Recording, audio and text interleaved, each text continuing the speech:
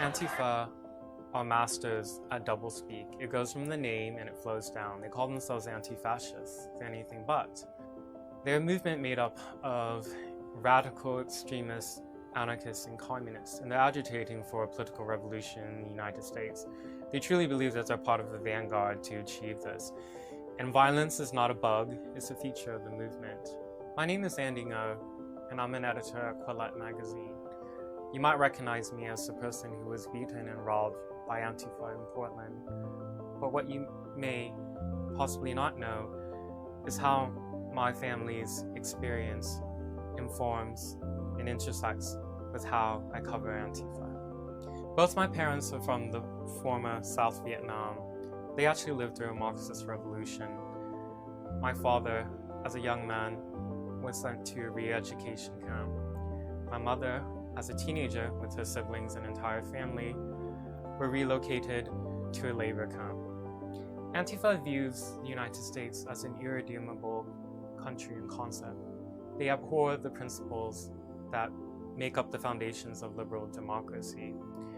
If they were to achieve their goal, there wouldn't just be the destruction of the state, there would be the silencing of all oppositional views.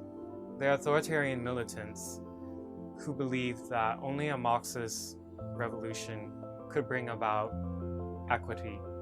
In Portland, it's a progressive monoculture, and you're more likely to see open socialists and communists than you would even just a regular Republican or conservative. This context made me fascinated to want to learn more about Antifa. I knew that there was more meaning behind the street violence. And indeed, the more that I've dug into it, the more I'm disturbed by what I find. The movement, as we understand it now, is very young. We don't know where their funding comes from. We don't know exactly how many people is part of this movement. This requires academic research, requires research in think tanks, and it requires authorities to investigate. And that's why I'm speaking out. An Antifa militant in Tacoma, Washington, nearby Portland, Oregon, firebombed a government facility and allegedly tried to make a 500-gallon propane tank explode. He came with a rifle and he was killed in the process. We have a casualty now, and he left behind a manifesto for us to clearly see what his beliefs are. On the 29th of June, I was beaten and robbed by Antifa. Their attack ended up with me getting diagnosed with a brain hemorrhage. I'm going to continue to suffer for some time as I work on my recovery. I wasn't the first to be beaten, and I won't be the last.